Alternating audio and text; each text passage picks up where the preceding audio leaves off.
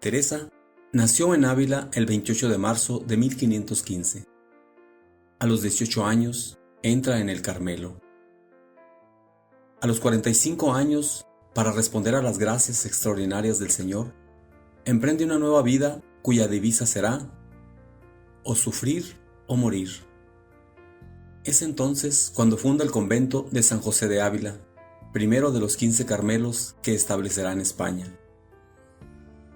Con San Juan de la Cruz, introdujo la gran reforma carmelitana. Sus escritos son un modelo seguro en los caminos de la plegaria y de la perfección. Murió en Alba de Tormes, al anochecer del 4 de octubre de 1582. San Pablo VI la declaró doctora de la Iglesia el 27 de septiembre de 1970.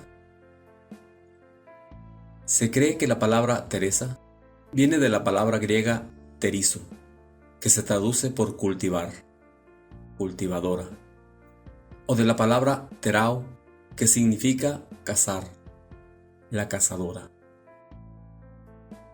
Como bien dice el padre Salesman en su biografía, ambos títulos le quedan bien a Santa Teresa, por ser ella cultivadora de las virtudes y cazadora de almas para llevarlas al cielo.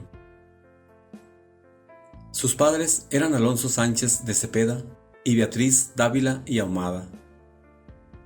La santa habla de ellos con gran cariño. Alonso Sánchez tuvo 3 hijos de su primer matrimonio y Beatriz de Ahumada le dio otros 9.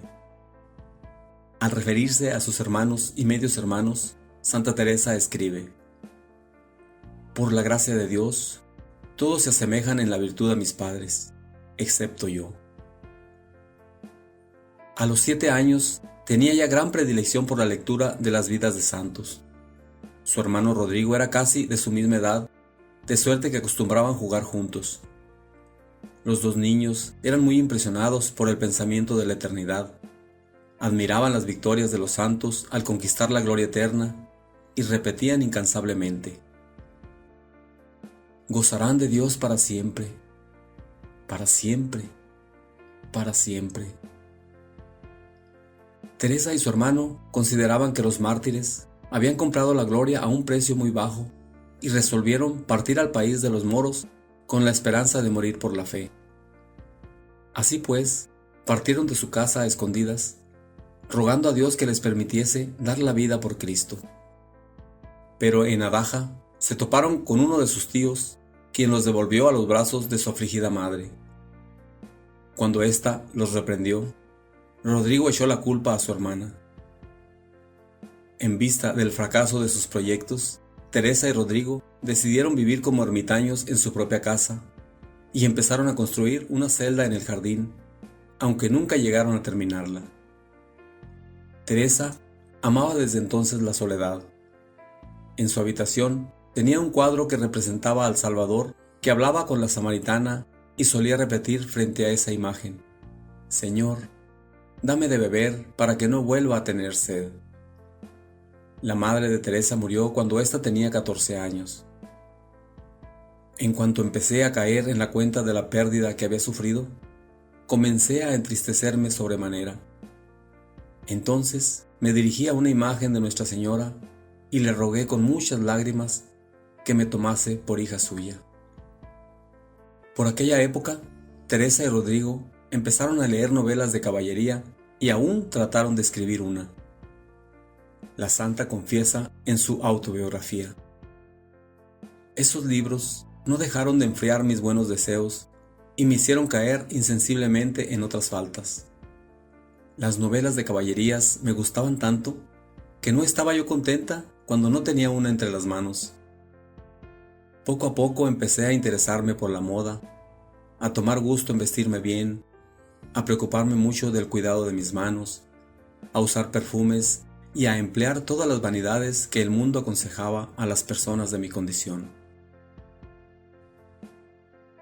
El cambio que paulatinamente se operaba en Teresa no dejó de preocupar a su padre, quien la envió a los 15 años de edad a educarse en el convento de las Agustinas de Ávila, en el que solían estudiar las jóvenes de su clase. Convencida cada vez más de su indignidad, Teresa invocaba con frecuencia a los grandes santos penitentes San Agustín y Santa María Magdalena, con quienes están asociados dos hechos que fueron decisivos en la vida de la santa. El primero fue la lectura de las Confesiones de San Agustín. El segundo fue un llamamiento a la penitencia que la santa experimentó ante una imagen de la pasión del Señor. Sentí que Santa María Magdalena acudía en mi ayuda, y desde entonces he progresado mucho en la vida espiritual. A la santa le atraían más los Cristos ensangrentados y manifestando profunda agonía. En una ocasión, al detenerse ante un crucifijo muy sangrante, le preguntó: «Señor, ¿quién te puso así?». Y le pareció que una voz le decía: «Tus charlas en la sala de visitas, esas fueron las que me pusieron así, Teresa». Ella se echó a llorar y quedó terriblemente impresionada. Pero desde ese día ya no vuelve a perder tiempo en charlas inútiles y en amistades que no llevan a la santidad. Una vez que Teresa se retiró de las conversaciones del recibidor y de otras ocasiones de disipación y de faltas, los santos son capaces de ver sus faltas. Dios empezó a favorecerla frecuentemente con la oración de quietud y de unión.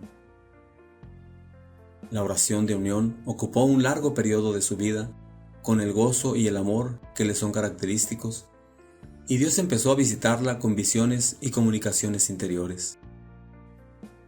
Ello la inquietó, porque había oído hablar con frecuencia de ciertas mujeres a las que el demonio había engañado miserablemente con visiones imaginarias. Aunque estaba persuadida de que sus visiones procedían de Dios, su perplejidad la llevó a consultar el asunto con varias personas. Desgraciadamente, no todas esas personas guardaron el secreto al que estaban obligadas, y la noticia de las visiones de Teresa empezó a divulgarse para gran confusión suya. Una de las personas a las que consultó Teresa fue Francisco de Salcedo, un hombre casado que era un modelo de virtud. Este le presentó al padre Daza, doctor tenido por muy virtuoso, quien dictaminó que Teresa era víctima de los engaños del demonio, ya que era imposible que Dios concediese favores tan extraordinarios a una religiosa tan imperfecta como ella pretendía ser. Teresa quedó alarmada e insatisfecha. Francisco de Salcedo, a quien la propia santa afirma que debía su salvación, la animó en sus momentos de desaliento y le aconsejó que acudiese a uno de los padres de la recién fundada Compañía de Jesús. La santa hizo una confesión general con un jesuita, a quien expuso su manera de orar y los favores que había recibido. El jesuita le aseguró que se trataba de gracia de Dios, pero la exhortó a no descuidar el verdadero fundamento de la vida interior. Aunque el confesor de Teresa estaba convencido de que sus visiones procedían de Dios, le ordenó que tratase de resistir durante 2 meses a esas gracias. La resistencia de la santa fue en vano. Otro jesuita, el padre Baltasar Álvarez, le aconsejó que pidiese a Dios ayuda para hacer siempre lo que fuese más agradable a sus ojos y que con ese fin recitase diariamente el Veni Creator Spiritus. Así lo hizo Teresa. Un día, precisamente cuando repetía el himno, fue arrebatada en éxtasis y oyó en el interior de su alma estas palabras: «No quiero que converses con los hombres, sino con los ángeles». Ella dirá después: «El Espíritu Santo, como fuerte huracán, hace adelantar más en una hora la navecilla de nuestra alma hacia la santidad que lo que nosotros habíamos conseguido en meses y años, remando con nuestras solas fuerzas». La santa, que tuvo en su vida interior repetidas experiencias de palabras divinas, afirma que son más claras y distintas que las humanas. Dice también que las primeras son operativas, ya que producen en el alma una tendencia a la virtud y la dejan llena de gozo y de paz, convencida de la verdad de lo que ha escuchado. Dios te bendiga.